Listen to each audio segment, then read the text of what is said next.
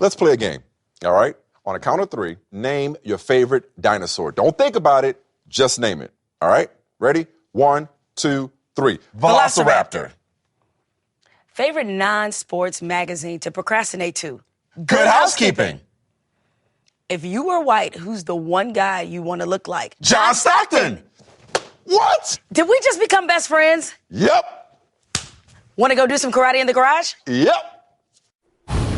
Some of our best work has been inspired by that, man. Will Ferrell has been our muse. He'll be our special guest just about a half hour from now. We're just living the dream.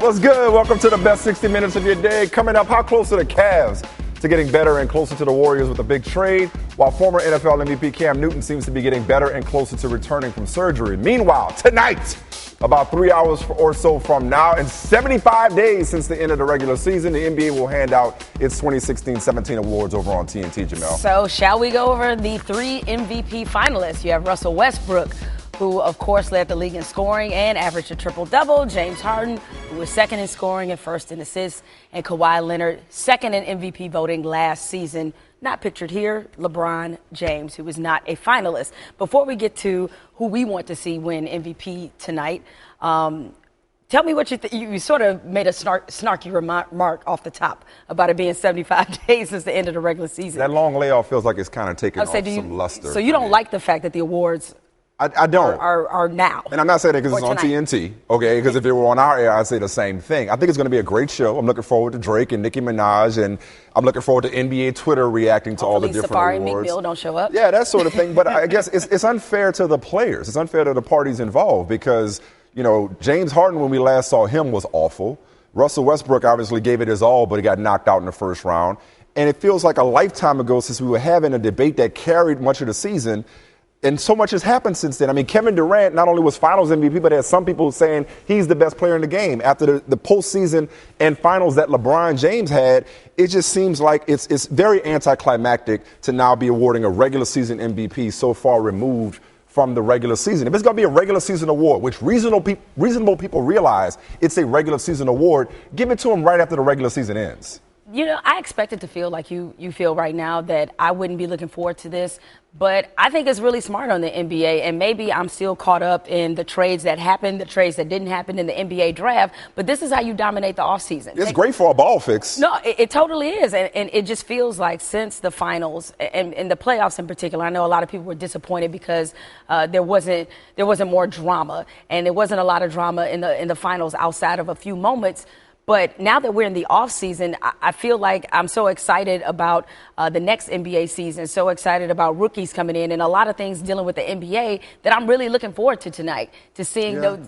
Look, I'm one of the reasonable people that understand that it's a regular season award, so it doesn't bother me or change who I feel like should win the award. No. Just because. But it's in the back of your mind, though. You even mentioned not picture LeBron, not a finalist because one got to go. Exactly. Yeah. It's like so much has happened.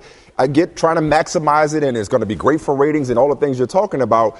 But give it to them right after the end of the regular season so that we don't even have to qualify what these guys did during the regular season, which does matter but LeBron's the best player, but KD's the best player on the best team. But both of these guys bowed out in the playoffs. That shouldn't even be top of mind in these conversations. It should be about what we just saw, and it was so long ago that we saw that. So who are we going to see win tonight? Who you got? Well, getting to tonight. You know, speaking of how feelings change, had you asked me a couple months ago, and maybe, again, I'm one of these people you're talking about now that all this time is set in, has nothing to do with the postseason. I think it'd be criminal if Russell Westbrook. Criminal if Russell Westbrook does not win the MVP tonight. ESPN's giving him an 86% of the vote. I wish it were 99, or rather yet 100%. And this is no disrespect to the season that James Harden had. It was obviously a fine season. Look, the triple-double still means something to me. I know you and other people think they're overrated. I don't think they're overrated. For somebody to do it for an entire season and for him to be the dynamic player that he is for the Thunder, although they obviously were not successful in the playoffs, but still I thought the win total between him and Harden, although Houston was a higher seed, I think there's something to be said given what Russell has around him, how he had that team competing this season. I think he will win the award. I think the narrative, the performance that he put forth, everything is in his favor, especially the way he finished the season. But Well, let me correct you on something. I don't think triple doubles are overrated. I think they're very impressive, but overrated in regard to you telling me the difference between James Harden and Russell Westbrook is 2 rebounds, maybe 2 missed free throws. Yes, the difference. I'm telling you, James it matters, Harden averaged 8.1. It matters. It looks pretty to see all those digits together. And look, there's a reason why only 2 people now have done it. So I'm not taking anything away from it, but I take exception with you saying it'll be criminal if a guy who led his team to a 14-win improvement and went for 29, 11, and 8 rebounds. Somehow, if he won it, it would be wrong. Or the best two-way player in the game, Kawhi Leonard, who you got Jordan Brand asking, could Kawhi score on Kawhi? If he were to get it, which I don't think he will, but if he were to get it, that's not criminal to me. There's no wrong answer, which is another reason why it feels a little bit anticlimactic. It's good to be Russ these days. Just had a baby, got himself a Gucci diaper bag, may pick up his first MVP tonight, as we just discussed. And in the offseason, he'll receive a Supermax contract offer from the Thunder, 5 years, $217. Now, Westbrook has a player option on the final year of the 3-year, $85 million deal he signed last summer after KD left that, if declined, would allow him to be a free agent in 2018. Here's ESPN's Royce Young earlier today, reiterating the possibility of this time the Thunder breaking up with their superstar before another one breaks up with them first.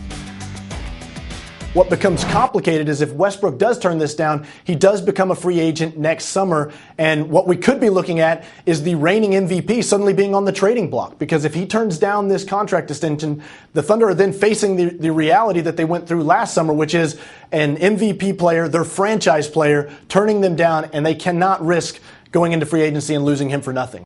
How worried should the Thunder and their fans be about that scenario? I think they should be worried. Look, before Russ signed this most recent deal, I think every time the question of the Lakers popped up, it always seemed kind of unrealistic to me. I know with the UCLA ties and everybody was thinking, well, Russell, he's in his brand and fashion, and LA is obviously a city very ripe for that. But I think now, looking at the Lakers, they have their stuff together. They have a bright future, which everybody has noted, starting with who they just picked in the draft, with the cap money that they have this summer and next summer. I think LA is a really attractive option for somebody like Russell Westbrook. No? No, I just, why are you doing that? I'm not, what? What did I do? So we going to put everybody in LA? We going to put LeBron in LA? We going to put Russell Westbrook in LA? I don't know how much I believe that, but I think it's different this time around. I think the options that Russell Westbrook will have, it just feels a little bit different. So I don't think he owes the Thunder anything, also, by the way. I don't think it's anything to worry about, to be honest with you. Now, obviously, it's possible that he turns down his Supermax extension. And to Royce's point, the Thunder will have some decisions to make given how they were left high and dry last time. But just because of what happened, it's almost like in relationships when, somebody dogs you out and now you hold it against everybody else that looks like them. Right. You're like, I don't date black men. Well, one black dude broke your heart. You're like, you just decide, I'm just never dating. You know what I mean? Or right. I can't date blondes. It's like, wait a minute. Right. Kevin Durant left for a unique set of circumstances because he drew a connection with those Warriors. Besides, he wanted to play with them. But it wasn't, to me, a referendum on Sam Presti or the job that the Thunder had done with constructing a team around him. So with that in mind, if you're Russell Westbrook, I think we've underestimated Russell Westbrook's his substance. And I'm not saying that you're necessarily discrediting or disrespecting him. This is an indictment on him not liking His brand is just fine without going to LA. I don't think it's about the brand. I think it will be about the situation. Well, I got you. I said, I think before when the LA question would pop up, people said, he could be in a big market. But you think it's a basketball reason why to go to LA over staying with Sam Presti, who's proved how to be shrewd and develop or acquire talent? And he's also proved that he can lose big players. Well, again, that was unexpected. Kevin Durant just walking for nothing. But in terms of the brand, though, if you're Russell Westbrook, well, that was different. If you're Russell Westbrook and you have built a brand in this past year off of, hey, the cupcake left for the Warriors, or real G's don't run away. If you've built your brand, can you really? No, but I mean, you have a squad that that's built to support you. And I don't think you can hold it against the Thunder that this year they weren't able to recover from Durant walking away and acquire somebody to replace Durant. I think if he gives Sam Presti an opportunity, his track record shows that he can acquire players. Maybe I'd love to see Blake Griffin end up there. I don't know how it could happen. I'd love to see him go back to Oklahoma and join up with Russ. Point being, if you're Russell Westbrook, can you point a finger, even if it's subtly, at Kevin Durant about leaving and then leave yourself? Yeah. I don't know. I don't know if you can do that. I think you can, because you just said the situations are different, because the issue was the fact that he joined the Warriors, a team that they were up on and could have beaten in the playoffs. That was the issue. According to Chris Haynes and Mark Stein, the Cavs, Pacers, and Nuggets couldn't agree to a final trade construction on draft night. But Cleveland won't abandon its pursuit of Paul George. However, the Cleveland plain dealer It says pump the brakes on the talk of a 3-team swap headlined by George and Kevin Love. While the Nuggets would like to upgrade at power forward, they aren't moving Murray or Jokic, and they traded the 13th pick in Thursday's draft to the Jazz for Trey Lyles. Why does it feel like this Paul George trade to the Cavaliers is kind of a pipe dream in many respects? It's starting to feel that way, and I don't know if this is just being caught up in the moment, the fact that it didn't happen, and then all of a sudden it just looks like, okay, well, this is something that we can't expect. But I don't know. In a few minutes, you know what's going to happen. Right, make us both look foolish. Yeah. But 3-team trades are tricky by nature. 2-team trades are hard. Right, and I just don't see a whole lot of people out there wanting to help the Cavaliers out. The piece that they can dangle is Kevin Love. And he would look nice next to Jokic. Oh, he would in this situation, but in terms of appealing to other teams that maybe they want to bring in to supply younger players or draft picks that the Pacers obviously want because they want to start their rebuilding process. Right. You know, Kevin Love is in his late 20s. That's not exactly a guy that you want to start building around right now. So I think they're kind of stuck like Chuck with what they have. In some respects, it makes sense for all parties involved. It makes the most sense, obviously, for the Cavaliers because Paul George makes them a better matchup, a more dangerous matchup against the Warriors. So I'm just not going to hold my breath. I think it's wishful thinking that Paul George ends up being traded in this scenario with these 3 teams involved. People just want it to happen because, you know, they lose the Cavaliers. I'm sorry, they beat the Warriors. Then the Warriors come back with Kevin Durant, and now they're like, okay, so what's the counterpunch? Well, I think a nice counterpunch, maybe not as hard a counterpunch as Paul George, is if these buyouts happen with the Banana Boat boys, like Melo and D Wade in Cleveland via the buyout market. D Wade, I can see happening. Melo is the one that I'm curious about. I don't know. I mean, look, the Knicks. Phil Jackson is the type of dude that digs in, and I just don't know if they would go so far as to do that. Maybe not, but if that were to happen, to me, that makes them dangerous going into another finals rematch with the Warriors. It makes them older. I know where you're going. That's where I was going. It doesn't make them that much better defensively, which I know that's the appeal for Paul George. But one of their biggest deficiency in the finals was their bench. When LeBron went to the bench, they got destroyed. And I'm saying, like, maybe that's not the perfect players to add to counter Kevin Durant. Nobody counters Kevin Durant. And the Warriors may seem like they're light years away. And this doesn't completely close the gap. But if they were to get these two guys, that at least gives the Warriors more to have to defend, more to have to worry about. And I just like to see both those guys on that stage. I mean, it does. Melo's a half-court guy. You see the kind of pace that the Warriors want to force. He's never been known as a great defender, can play defense. Speaking of slow, they going to get a president anytime soon? Talking about the Cavs. Yeah, I know. Chauncey's it seems to me from afar, I have no inside intel, that he's really debating about who the person is he'd work for. You cannot have a plan B in that situation. If you're Dan Gilbert, you can't afford to miss out on your plan A. All right, let's talk some football. Have you ever seen a team put out a hype video of its starting quarterback because he's finally throwing after shoulder surgery? Well, they did that on their team website, which was interesting. Wonder if the same guy who directed Cam's birthday party video. Anyway, he's throwing. He's also talking. Check out what he had to say about how he views his commitment to football. I feel like I'm in my prime. When you look at quarterbacks and where I'm at right now, I want to commit everything to the game of football. I want my diet to display that. I want my life to display that. I don't want to look back when I'm 40 and be like, dang, when I was 28 and we had this talent around us, I didn't maximize it. How badly, though, does Cam need a big year? If his focus is quiet in the critics, then obviously he needs a big year. Because they came right back, right? After the MVP year, they seemed like after the Super Bowl, you're correct. And then moving on to last year. But instead of pressure, let's talk about props for a second, because it would have been easy for him to shut it down the stretch last year. And again, the cynics will say, well, that wasn't smart to delay surgery. Andrew Luck did the same thing. That's your last resort shoulder surgery if you could help it. He thought he would heal. But you're talking about somebody whose leadership is constantly questioned. His locker room presence is constantly questioned. And yet he went out there the last 4 games and played with a banged up shoulder because he did not want to let the team down. Not like his position was at all in jeopardy. And so, yeah, he had the situation where he wouldn't wear a tie. Obviously, that happened, and that wasn't a good look. But call it what it is, and this is a guy who I think he wants it. And I know a lot of people look at it and say, well, are his priorities in the right place? Is he more interested in being a star or more interested in being the man and dancing and this, that, and the other? Last year, what he put himself through when he didn't have to me, spoke volumes about his commitment. And now when I hear what he's saying about not wanting to look back with any regrets, I think he's poised for a big year, especially given the addition of Christian McCaffrey. Yeah, I would agree. Ready for training camp. That's the headline here. He should be ready for training camp. Which is, I think, about a month or so away. And by all accounts, he should be ready for that.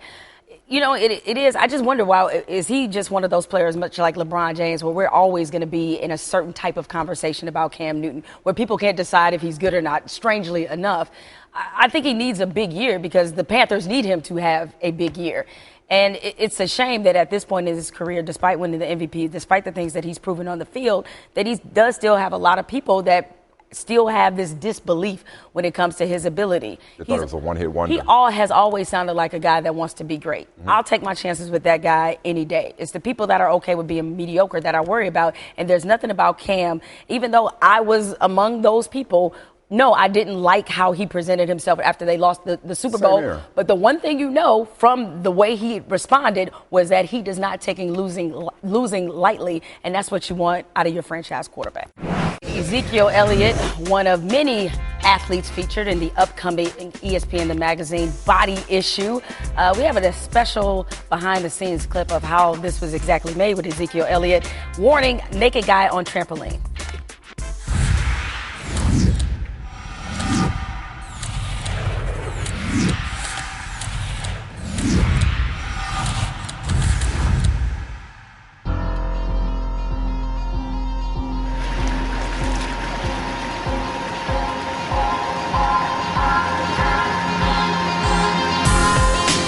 I think my body's just shown a true transformation from a little kid to a grown man. I was like 8 years old and I'm taking this picture in the mirror and I look crazy. I had these little tiny twig arms. And I just see where I came from there to now.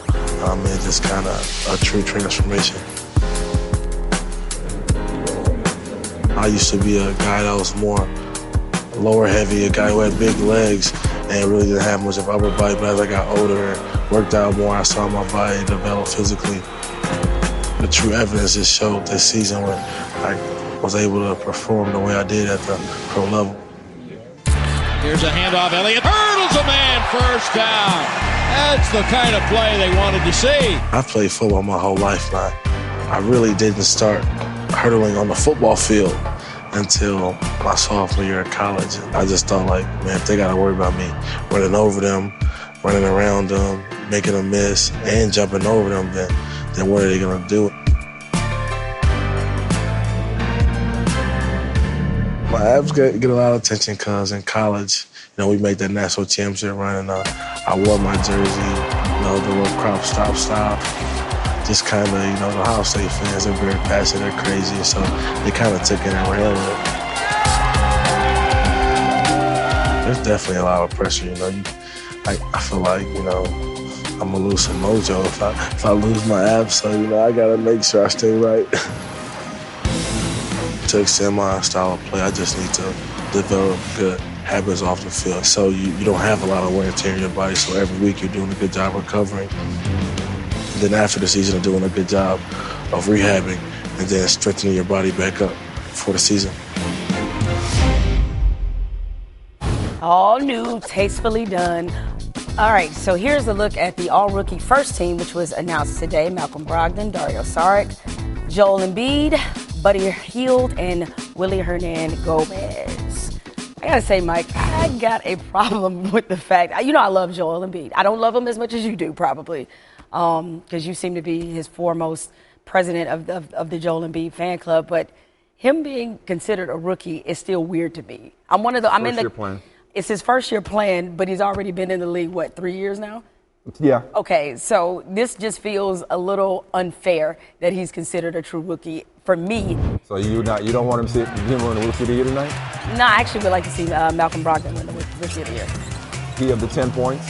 Give the 10 points. Versus the guy whose per 36-minute numbers Mike, are as good as it's not about anybody in the numbers history. he put up. It's about the fact the dude has been in the league. He's not a rookie. I know he didn't play, but he's not a rookie. Okay, so he's 22, Brogdon's 24. So I could come back to you with the age difference in some of these guys. I mean, who was the best rookie this year? See, at least you didn't come with the weak argument of, it's Rookie of the Year. So since he only played 31 games. That's another part of it, too, is the fact. Too much credit. Really? So because he only played 31 games, Isn't that part of this is part of winning awards. You play the entire season. If you don't play the entire season, then someone else who has a wider, more extensive body of work it's okay if they win it. But what if that body of work, no matter how wider, is not as deep or is not as significant? So what if he'd have played 20 games? That'd have been fine. I don't know if 20 is a magic number, but when you average 20 like that, 20 and 7 and 2.5 blocks, when you're the force he was when he played. Look, I like Dario Saric, I like Brogdon. This is no disrespect to them, but they're so. If you're just talking about pure impact and how good they are, how good they were as a rookie, or for your purposes, the first year they played. He's got like 2 red shirts. He's still a rookie. The gap is so wide. I don't think the fact that he played 31 games is enough to not reward him for being the best rookie. All right, injuries, as we often say, are a part of the game, and sometimes they disqualify you from awards no matter how good you are. You're making up rules as you go along. I'm not making up rules if I'm going on for this to be fair. He's eligible. Okay, speaking of also shenanigans with these all-NBA teams, check out this all-defensive team. Draymond, a unanimous choice. I think this means he'll probably win Defensive Player of the Year.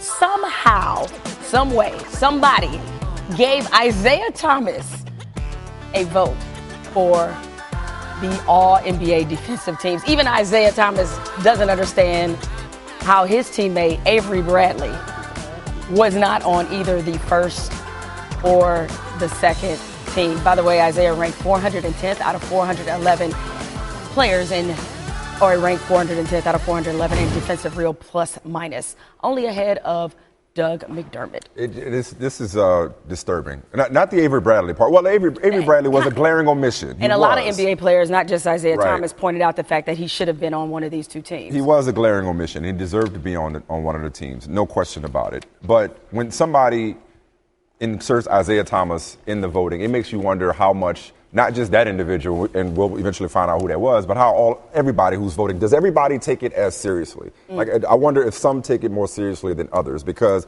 NBA players tweeting what a crime it is, or how Avery Bradley, how much he deserved to be on the team, yeah, that feels good, but history does not remember, oh, you know what, he was left off that. When you look at his basketball reference page, it would be, he deserves to have NBA all defense next to his name. He does. So if somebody will vote for Isaiah Thomas, is my point. If somebody will vote for Isaiah Thomas on either one of these teams, if he's in others receiving votes, or for that matter, I think Damian Lillard, much as I like him, he was getting all defensive votes. We know defense is not his specialty. If that's the case for those 2 guys, it makes you wonder what kind of thought or how much thought went into the other votes involved. Because another glaring omission to me is Klay Thompson. And look, I don't want to. And everybody can't be on. No, I know team. it's only so many slots, but I look and again, I'm not trying to pick on him because I think he's a good player. But Danny Green being on the second team jumps out to me because Danny Green has Kawhi Leonard. Okay, Klay Thompson pretty much every night guards the other team's best player on the perimeter. And Kevin Durant could have been on one of these teams. He could have, and I'm just going to guess Danny Green isn't doing that nightly because he has Kawhi Leonard. So to me, that was just as bad.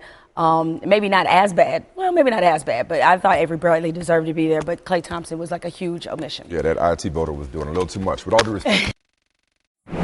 Now, before we get started, let's go over the ground rules.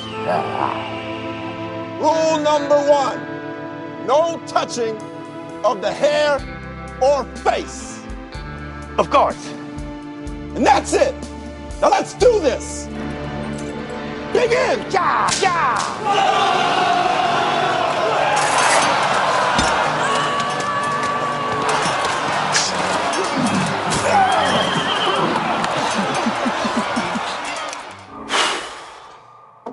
Boy, that escalated quickly. I mean, that really got out of hand fast. Yeah, I stabbed a man in the heart. I saw that. Jemele, you killed a guy. Did you throw a trident?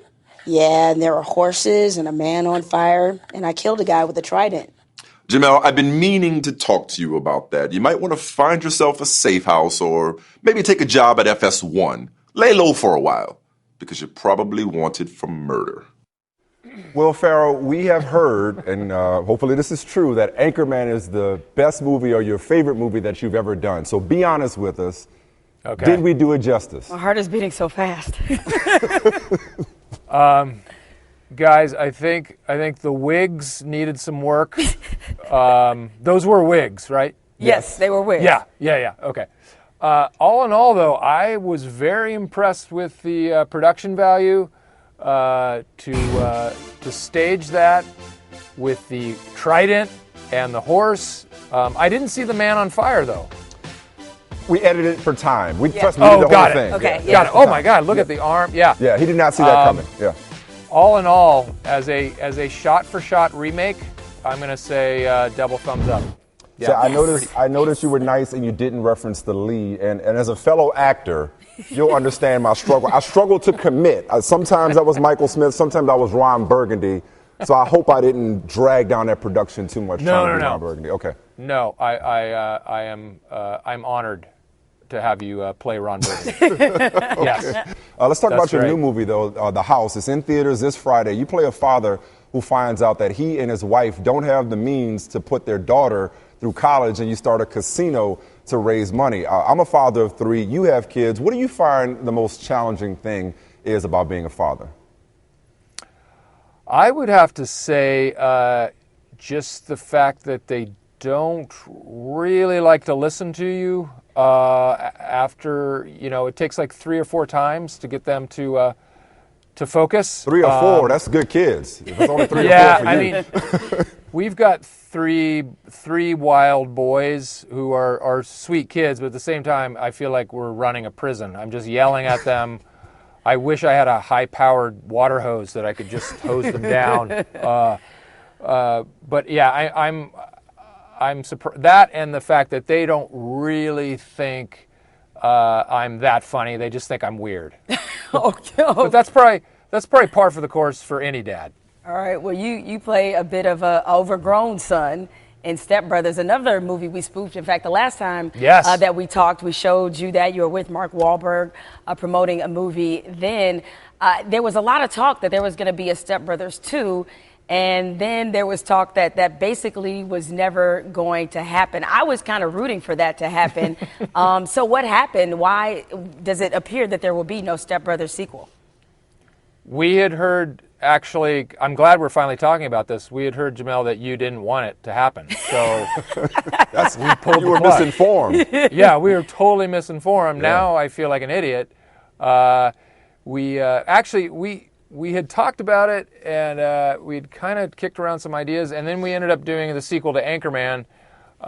So that's kind of like, that kind of filled the sequel slot in a way. It doesn't mean that we might not talk about it again, but for right now, there's really no plans. Now, the only thing that rivals your passion for making some iconic movies is your passion for USC. You just gave their commencement speech, and you've led the football team out on the field. Now, Sam Darnold, he seems to be spending a lot of his offseason throwing passes to wakeboarders, but what are your expectations for him and the team heading into this season? Well, first of all, I almost got trampled here by the team because I didn't know when they were actually. Yeah, I didn't know when they were actually going to run. I mean, I think it's whoa. There they go. I obviously it's an exciting preseason for USC. I mean, at the same time, I think we lost like 3 out of the 5 starting offensive linemen. So. It always seems like we lose one whole section of the team. Hey, no excuses. Play like a champion, okay? Okay. All right, fine. We are going to go 12-1. Sounds reasonable. Apologies to the Clippers, but we know LA is a Laker town. It's now Lonzo Ball's town, although he was already obviously there in LA playing at UCLA. Do you find that LeVar Ball is kind of like the Ron Burgundy of basketball dads? Like, did you see yourself maybe doing some kind of comedy with him? Don't think it didn't go unnoticed during the draft when I noticed that he hailed Zeus. Right. At that one point, I believe he brought up Zeus's name. I mean, I think it's so funny. He's kind of P.T. Barnum out there, but I don't know. I think that's a good analogy. There is some Ron Burgundy there to the dad, but also I think he's just seems like he's just having a really good time, and that his kids are like, okay, that's just my dad, whatever. Right. It seems like he's a loving father and really proud of his kids, and is just this fun hype man. It's the biggest question is whether you guys cover him or not, and make him part of the story or leave him to the side. That'll be that'll be the hard part for you guys. Are you tired of our coverage of him? is that what you're getting at? I'm already investor in the LeVar Ball channel. It's going to be 24 hours of LeVar, just him and I hanging out. That's a bold strategy. We talked about Step Brothers earlier. We know you and Dale are big fans of Shark Week. Of course. So you know Michael Phelps is racing a shark. You guys signing up? I just heard that. Now, how is that actually going to happen? Is they're actually going to be in the same body of water? Is that what to be understood? I think it's necessary. Right. It seems like it's kind of got to work out that way. I didn't know if they'd be in separate pools or something. Yeah. Will LeVar Ball be there? Calling it, yes. Well, I'm sure if you asked LeVar Ball, he would tell you that he lapped the shark and then kill it with his bare hands. And then be Michael Jordan one-on-one. We're definitely going to go see the house, man. Like, again, you have an amazing body of work. What is it about the house that you think is really going to resonate with moviegoers? I think it's such a fun and interesting premise. Amy Poehler is hysterical. Jason Mantzoukas, we have this amazing ensemble cast, and it's fun to kind of watch these guys go down the road into darkness as this idea, which actually starts to work. They then kind of get in a little too deep. Well, it's in theaters on Friday, and if it's good as everything else, we'll try to spoof it. I mean, I got a pretty nice little Saturday planned. Maybe go to Home Depot, buy some wallpaper, maybe go to Bed Bath & Beyond. I don't know if I have time. Yeah. I don't know if I have time to go see the house. I don't know. I'll do one. I'll do one. So good. Tastes so good when it hits your lips. You're a good sport, man. We appreciate you, Will, so much for joining us. And look, once again, if you ever need extras, if you're ever looking for people to make cameos, we got you. We come really, really cheap. Yeah. Okay, but you guys are working all the time. Oh, we'll take time off for you. Don't worry about it. We'll take time off. All right. Yeah, we don't mind missing a day. All right, thanks, Will. Duly noted. Thanks, man. Good luck with the house. Mike, I swear the entire NBA was over in Paris for Fashion Week. Yeah, right. And that includes Hassan Whiteside, who had himself a time at the Louvre in Paris. Athena, you ain't got no arms, so I know you can't feel me. He invented the selfie.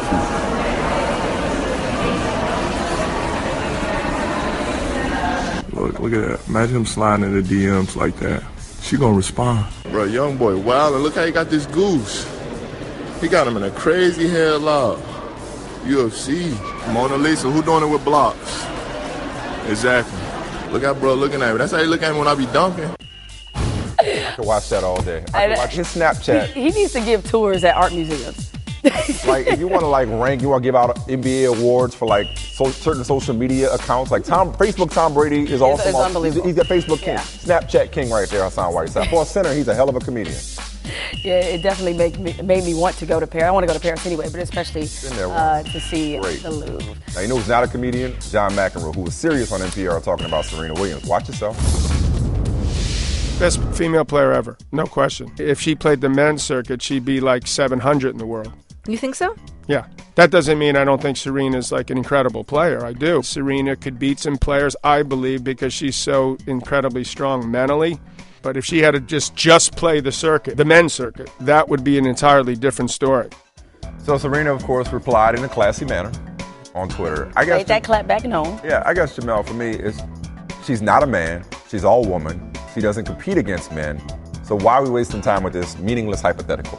Well, first of all, there's a lot of levels to it. One, if you're just going to compliment her. No qualifiers. Yeah, she doesn't need the qualifier or the validation of even having to play a man to solidify her greatness. Right. And so I just thought it was classless of John McEnroe. Looking forward to the movie, though, Battle of the Sexes, Emma Stone. Clay lost the battle with that rim in China, but the best part about it is he just kept it moving. So he gets up. I'm not sure if we show it, but he misses the dunk, gets up, and just signs the ball. Kind of like when you trip up the stairs, just act like you were jogging. He was just like, forget it, or jogging. He got up and kept it moving, so good for you. To his teammate, Kevin Durant, his favorite team, the Washington Professional Football franchise. Emphasis on Washington. That's on sale on NFL Shop. The Washington. That's the state of Washington outlined there. Let's stick with this theme of DC sports, though, all right? Patrick Killebrew from Richmond, VA. He passed away last week, and according to his obit in the Richmond Times-Dispatch, he died, quote, after watching the Nationals relief pitchers blow yet another lead. They got a 4.88 ERA, 26 in the majors, and they signed your boy K-Rod to a minor league deal. Things aren't going to get better. That's all I got to say now with that guy. What's interesting... Teams they will take years off your life for sure. You know how much you have to be upset to be petty in death? Yeah, right. BET Awards. All right, that's NC Central basketball coach LaVelle Moulton. That was me in my bedroom last night. When New Edition, they had an extraordinary performance during the BET Awards. That's Future. Because the Bane mask. And Frank Isola, he had to, of course... Represent. Did he write that on the way to the BET Awards? Frank. And, of course, the Future Hive came after him. Again, as I mentioned, New Edition, they received a Lifetime Achievement Award. Get your boy Bobby with the mink on his shoulder is doing a whole lot of things. But this was great, all these new additions. But the most action tonight came from the Migos, who were about that action for sure. Hey, listen, man, I wish I could talk to the Migos longer, man. It's one of my favorite groups. I've been covering for so long. I'm glad they succeeded, man. Hey, man, you guys are nominated tonight. Have a good show. What you trying to do? Hold on. Wait. No. Wait. Where's their security guard? Why were the Migos trying to fight everybody? They got into Just focus on the positive. Coach, way to go. He got into it with Chris Brown. Way to go. Nailed it. That's a performance of a lifetime. And look, when we went to DJ Clark Kent's party. Yeah. And If It Isn't Love came up. Birthday, be nice. Yeah. We also broke out in the routine. It's just some things you never forget. And I was happy to see New Edition get. Thanks for the recap, because I missed it. I was busy watching Power last night. That's what I'm doing tonight. After the NBA awards, of course. Get on it. Just down the road from us here in Connecticut, Jordan Spieth. How about him holding out from the bunker at 60 feet away, winning the Travelers in the playoff? Celebration was almost as good as the shot. It was. He and Tiger, only two golfers with 10 PGA Tour wins before turning 24. Anytime it's you and Tiger, even if it's a big difference in numbers, it is. Still in good company. Yeah, and in a way, it's kind of unfair to Jordan Spieth to always be putting his career kind of in the context of Tiger Woods. I take it though. Yeah, you're right. It's certainly not a knock. Fresh off his trip to Asia, Tom Brady hit the links over the weekend with his fellow Under Armour buddy, Steph Curry, captioned this photo on Instagram, Young Jedi. According to Golf Digest, though, Steph is the best golfer in the NBA. I'm sure J.R. Smith would like to have a word. He's also an avid golfer. J.R. Smith? Yeah, J.R. Smith is avid. Really? Mm-hmm. Yep. I didn't know that. T-Wolves guard Jimmy Butler arriving in Minneapolis over the weekend, complete with a football and a fanny pack. What's up with the fanny pack? Maybe that's a fashion thing I don't know about. I mean, he was in Paris with some of the other NBA notables. I was more curious about the football. I mean, the fanny pack might just be a traveling thing, but the football is interesting. Is he like my man Lil Ricky, Boys of the Hood, just carrying around? Speaking of Ricky Rubio, Wolves still trying to trade him according to Mark Stein. All right, so Kalen Jalise, big Michael Jordan fan from Utah, got this tattoo of a crying LeBron on his calf. He's not a fan of LeBron. He said, quote, "I absolutely hate how LeBron flops." So why would you get him on your leg? That's commitment. Yeah, it is. But that's a very nice Are you committed to watching the Big Three basketball league? It's starting over the weekend, tape delayed on TV tonight. I am, even though I heard that AI only played 9 minutes. That's not enough for me. No, it's not. And I heard some of the games did not look very good, but I'm still curious, and I'm going to hang with this. Ball is light. Before we call it a day, tell the people who had a good day. Great day or great night for Michael and Martellus Bennett, who were honored with the Shine a Light Award at the BET Awards last night, presented by our friend Carrie Champion, who had some award-winning thigh meat out in her presentation. Good day for Temu Solani, Paul Correa, Dave Andrechuk, Mark Recchi, Daniel Goyette. 5 legends, all named to the 2017 What's happened to you? I don't even know you anymore. Mr. Hockey Guy Hall of Fame. Told you, man. Don't touch my gangster. You're listening to Love Advice with Leanne. Caller, you're on the air. Hi, Leanne. Longtime listener, first-time caller. Why, in your professional opinion, do you never take my calls off the air? Is this Carl? Yep, it's Carl. I mean, we had a few dates. Everything was great. I thought, Well, you know, when you switch to Geico, you could save a lot of money on car insurance. Okay, awesome. You should call them. I will. Geico, because saving 15% or more on car insurance is always a great answer.